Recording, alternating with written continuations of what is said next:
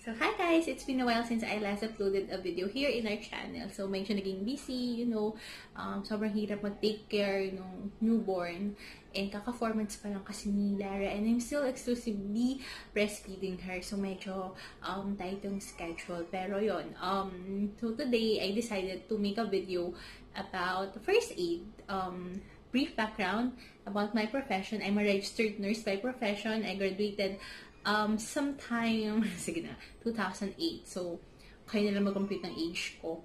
But I did not practice. However, syempre, meron pa rin akong brief na knowledge about first aid. And especially now that tinatry kong reorient yung sarili ko, I'm planning to go back to nursing or yun lang, para sa pag-alaga ko kay Zia. So, medyo nag-educate ako ng sarili ko. So, in this particular video, I will be sharing with you guys about some of the first aid na siguro yung naaalala ko pa from my from 10 years ago, and also yung mga na-attendan ko na seminars previously about taking care of your infant or toddlers. So, ayun, without further ado, we will be starting. Medyo plain yung background ko pala, kasi, syempre, later, I will have a tutorial, or no, training ko kasi. So, background din, right now, so, nag-stop muna ako going sa corporate. So, I stopped that. So, siguro next time ko na lang i-share kung ano yung ginagawa ko ngayon or before. Pero ngayon is nagtuturo ako sa Japanese. Home base ako ngayon. So, technically nagtuturo ako ng English sa mga Hapon. So, yun.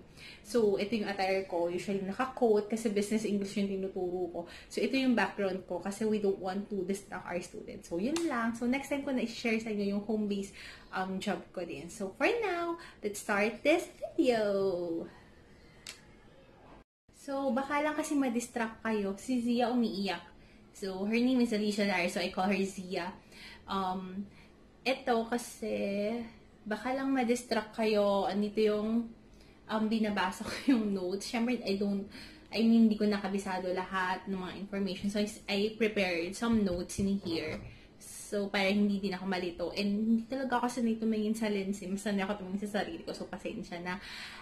So, yun. Generally, kasi, so start na tayo sa topic natin. Generally, di ba babies are healthy? So, wala ka namang naririnig na baby na high blood or may hypertension or mataas yung cholesterol or diabetic and all that. So, usually, naka-hospitalize sila.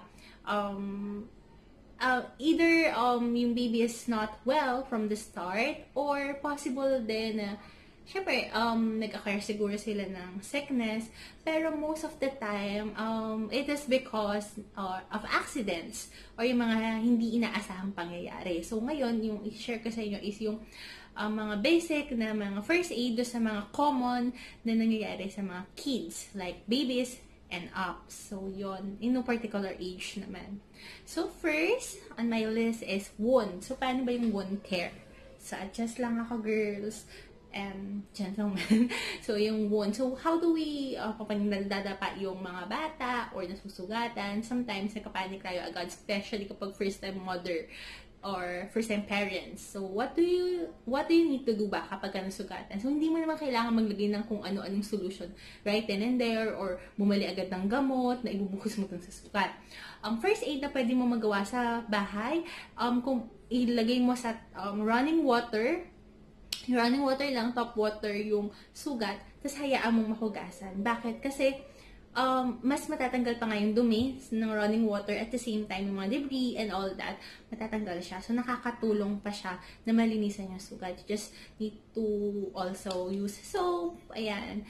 Ako personally, I use Safeguard, so hindi to sponsored video. So, yun. Or any antibacterial soap or na pwede mong gamitin na antiseptic. So, yun yung first aid na dapat mong gawin. And then, after which, kapag may sugat, so, by virtue of gravity, we want to elevate and apply pressure. For example, nandito yung sugat.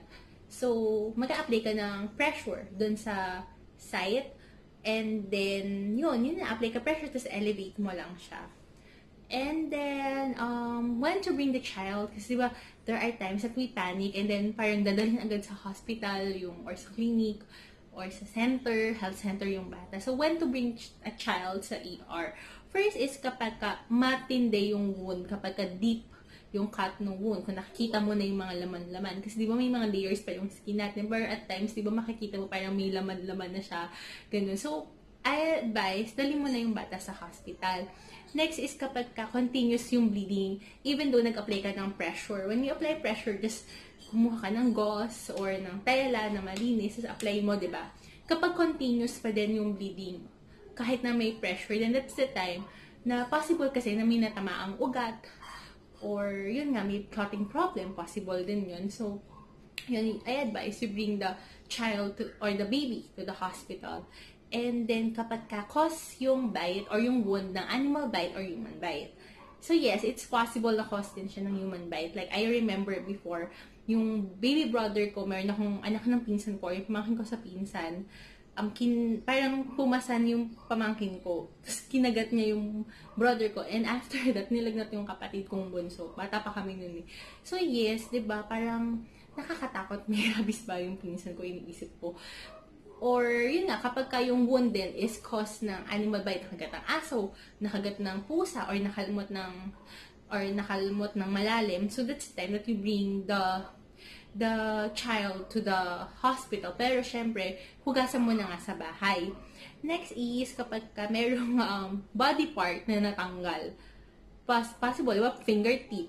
So, hindi siya imposible. Kasi ako, kwento ko sa inyo, meron akong kapitbahay namin. So, malakas yung hangin during the time. Pasensya na maingay yung background, dagising pa kasi yung mga tao dito sa amin. And si Zia medyo umiiyak. So, tapusin ko lang to. So, kasi overdue na tong video na to. So, yun. Kapag yung finger, ang nangyari nun is, parang nakahawak siya sa door, and then nagsara yung door, so naputol yung daliri ng bata. So, mga bully pa kami ng mga bata. May tinatawag namin siya, Nicole, putol, ganyan-ganyan. Pero sabi nung nanay, eventually tumubo daw. Pero ano ba yung dapat gawin mo doon? You just need to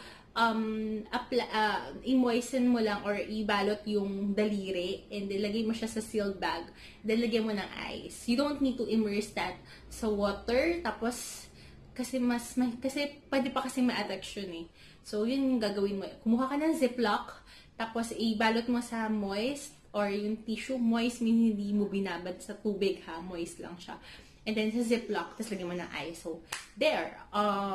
Next is, kapag yung mga bata namang may paso or like may mga cases, diba, nababanlian ng water accidentally. So, depende sa degree ng burn. Pero what you can do at home is also to run it in hot up water yung area ng burn. And then, yung, diba yung sinasabi ng iba, most of the time is mag-apply daw ng Colgate or, toothpaste. So, yun. Siguro I advise that you apply a certain ointment na pang burn talaga instead yung mga na toothpaste kasi hindi din kasi nakaka-help. And then apply burn dressing dun sa area. So make sure na yung gauze na gagamitin nyo or yung gasa is malinis. So kapag naman, for example, yung sa daliri, kuha ko ng paper dito.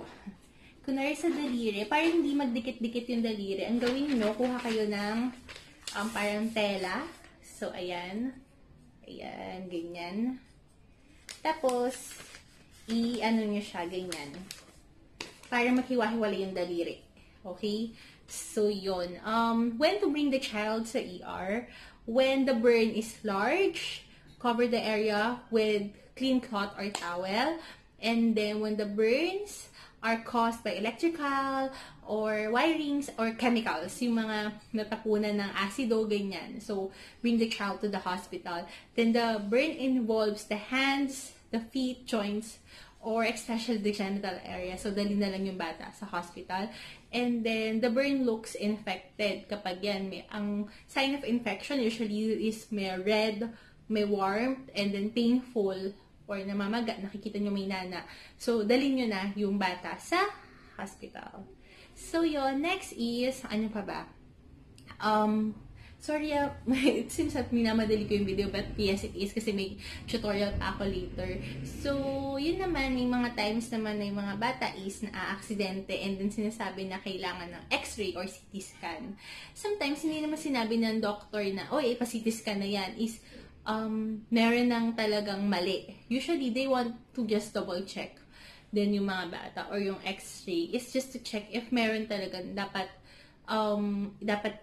may nabali bang buto, like that. So, a normal CT scan does not mean, normal CT scan does not mean that there is no brain injury. Okay, yun din yun. So, observe the child for 48 hours in cases of, alam niyo yung febrile seizure. So, yung pala yung gusto ko i-discuss dito na ano ko lang sa notes ko kung bakit inaano ko ng CT scan. So, there are times na parang nababagok yung bata.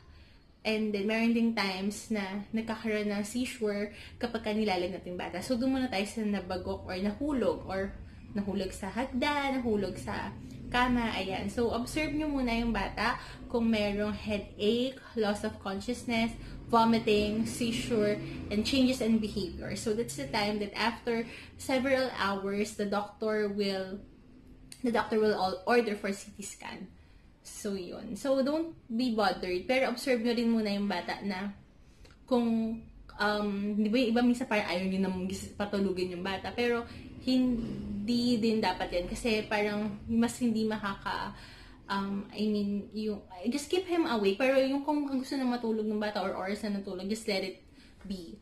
So, ayun. If in case naman na nahulog pala, and then tingin mo may balik, ganyan. Ang gawin mo is immobilize mo yung fracture or yung joint below and joint above. So, kung itong joint na to, yung kung joint dito, so yung above and below, so buo siya yung cast na lalagay mo. Temporary cast na pwede mo ilagay. So, you can just get a cloth. So, siguro in a separate video, I can demonstrate that to you. But right now, I don't have the material, so I can demonstrate.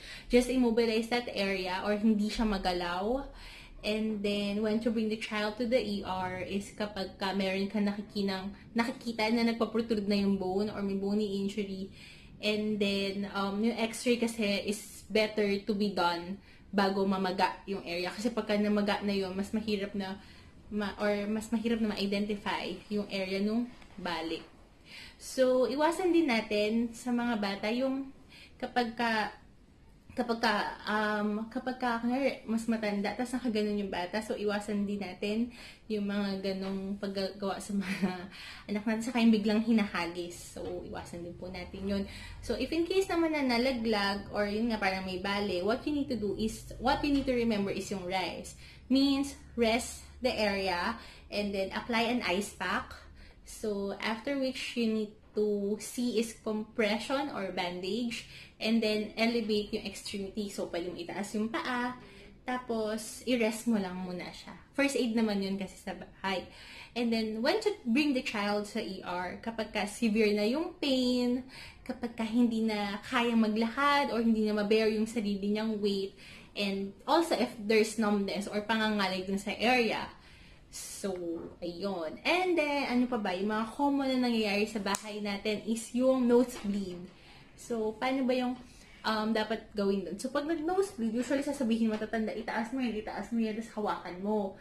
Kaso, di ba, yung dugo is sterile siya kapag nasa loob ng body. But, once na lumabas siya, so unsterile na siya. So, ang tendency is kapag ginanon mo, babalik siya. So, unsterile na siya. Pupunta siya sa katawan mo nang madumi na siya. So, ang kailangan mong gawin is apply pressure and then lean forward. So, usually, yung mga bata, nagkakaroon din sila na nosebleed kasi pinopoke nila yung ilong nila. Sobrang kulangot or ginagalaw lang nila. Pero pag inas mo, di ba, wala namang bata nga amin na ginawa nila yun. So, yun muna yung gawin nyo sa bahay. And then, meron din akong case, yung mga nakagat naman ng insekto. So, paano naman yung kailangan mong gawin doon? Kapag nagkagat ng insekto or like yung mga bumblebee, ganyan, di ba? Usually naman di yan mangangagat or mag-sting kasi they will die, di ba? Kapag ginawa nila yun. So, if the stinger is visible, just remove it. So, yun, pwede mo siyang i-remove. So, I had a patient before when nag-duty pa ako sa hospital, nung college ako. So, yun, yung bata tinanong ko, ano nangyari sa'yo? Tapos sabi niya, sa ER yun, sabi niya, kinagat ako ni Bumblebee. So, yun. And then, for sting ng jellyfish, kapag nasa beach area ka naman, usually, sinasabi, ihian mo, yes, it's pwede. And the more acidic yung ihi, or so, alam ng paihi mo, isa-isa sila doon. Tapos, kung sino yung pinaka-orange yung ihi, yun yung ilalagay mo. So, better is vinegar. So, jellyfish sting, pwede siya, buhusan mo lang ng vinegar. Or, immerse mo yung extremity, kunwari yung paa, kuha ka ng timba, ibabad mo siya sa yung sting in hot water, kung sea urchin naman yung nakasting sa'yo. So, when to bring the child or the baby sa ER is, kapag meron kang severe allergy signs na nakita, merong sign of infection, like warm, redness, pain, and kapag namamaga. So, what to do then kapag yung bata naman, di ba na-mention ko kanina is yung nag-seizure siya kasi nabagok. And then, another is yung nagkaroon siya ng lagnat, tapos nag-seizure. So, just recently, a friend of mine, dati kong ka-office mate, so, bothered siya, natakot siya talaga kasi nilagnat yung anak niya for several days and then bigla na lang nangisay daw. So, ang nangyari is, actually, tingin ko nagpasko sila sa ER, sa hospital, kasi that was before Christmas. So, nung nasa ER sila, ang sabi is EEG daw kinabukasan. Sabi ko, why? Do you have family history of epilepsy? Or meron bang history yung bata? Sabi niya, wala naman ma'am. And familial history nila is wala naman may epilepsy. So, sabi ko, there's no need for EEG kasi nga, possible na febrile seizure siya. So, what is febrile seizure? Kapag sobrang taas temp ng bata kapag nilalagnat. So, possible na mangyari ito. So, ano yung dapat mong gawin kapag nangyari ito sa bata? So, hayaan mo lang siya. I mean, hayaan mo lang siya. Huwag mo siyang, ipigilan or magsaksakan ng, di ba sinasabi nila, saksakan daw ng kutsara or lagyan ng kung ano na sa bibig para hindi makagat yung dila. So, huwag niyong gagawin yun. Do not put anything inside the child's mouth or i-force mo yung mouth to be opened, diba? So, do not give the child anything to drink kasi possible na magkaroon pa yan ng mabulunan pa yan. And diba, pagka first aid, always remember, dapat yung ABC, airway, breathing, and circulation. So, yung airway, yung passage ng air, dapat clear. So, do not stop him from shaking, him or her from shaking sa, lagay mo lang siya sa maayos na surface, flat surface, and then after the seizure, place the child in a recovery position. So, ano ba yung recovery position? Side lying siya, para if in case na mayroong mga saliva, doon na naipon sa bibig is matatanggal pa siya, maaalis. Kasi possible na mag-cause nga din yun na malunod ng patient. And then, if the child is disoriented or confused, remain calm and speak in a reassuring tone. Kunwari yung bata is like toddler na or nag-aaral na. So, wag ka naman nangyari sa'yo yung parang ikaw pa yung mas taranta kaysa dun sa bata. So, baka kasi mas ma-shock yung bata sa nangyari. So, i-assure mo siya, okay ka lang ba? Alam ba yung nasan tayo? Ganyan. So, parang mami mo to, okay ka lang. So, and, just relax, ganyan. Wag mong paparamdam sa bata na there's something wrong. So, you need to safely transport the bata sa nearest emergency department na din. So, ayun. What you need to do kapag nangyari ito is control the temperature. So, as prescribed by the physician or the pedia, yun, kung every 6 hours yung paracetamol. So, yun, ibigay mo. Okay? So much for that. And then, next is yung kapag naman nag-diarrhea yung bata or yung LBM. So, possible na maging side effect nun is severe dehydration. So, ano ba yung signs of some meron ng dehydration? Kapag medyo mild pa lang yung dehydration, possible na restless yung bata, irritable, sunken yung eyeballs, and then very thirsty. Pero kapag severe na yung hydration, drowsy na siya, weak, sunken eyeballs, and drinks poorly or does not drink at all. So, kapag severe na yung dehydration. So, you need to give oral rehydration solution. You can buy this over-the-counter lang sa mga drugstore. And please don't give yung mga caffeine or yung mga matatamis. Especially yung coffee or yung mga anything na diuretic na mas magkakos pa ng dehydration or mas iihi pa sila ng ihi. Then, when to bring the child sa ER naman is there is continuous vomiting and the child cannot keep the liquids down. So, possible na nag-vomit na din. So, it happened to me before na sobrang severe na nung diarrhea ko o na food poison kasi ko sa fruit yun na nabili ko sa supermarket. Yung mga naka-pre-pack na ready to eat. So, ingat din kayo dun. So, if there's continuous vomiting and then hindi na makainom, pagkainom suka, so bring the child to the ER. And then, kapag irritable na yung child, and then if there's blood or mucus doon sa stool, and also meron ng fever and severe abdominal pain. In cases of appendicitis naman, we don't advise na nagbibigay tayo ng pain meds for abdominal pain kasi namamas niya yung pain. So, instead na sometimes na mas ma-identify mo kung ano yung reason behind or diagnosis kung ba't merong abdominal pain, namamask niya, yung pala nagputok na yung appendix, ganun. So, wag din kayo basta-basta magbibigay ng pain meds, especially kapag sa mga masasakit yung tiyan. So, yun, I'll try to remember more, pero as we go along now, siguro i-share ko lang din kung ano yung pwede nyong i-prepare sa grab bag nyo or emergency kit na meron kayo sa bahay. So, first is sterile gauze. There are several sizes ng sterile gauze. You can buy that sa Watson's or Mercury Drug or any drugstore. So, sterile gauze. So, elastic bandage kasi nga di ba para pwede mong i-compress and kapag ipag-rest yung mga areas na parang may pilay, ganyan. Then, soap. Siguro naman lahat tayo sa bahay may soap. Ayun. So, any brand of soap naman, I won't suggest na hindi mo to sponsor. Then, antiseptic solutions such as alcohol, betadine. So, you can use those as well. And then, pero yung running water is the best. And then, always keep, especially kung nagka-travel kayo or nasa bahay, yun nga. Pero ako pag nagka-travel, like, uso ngayon yung mga nagka-travel as family.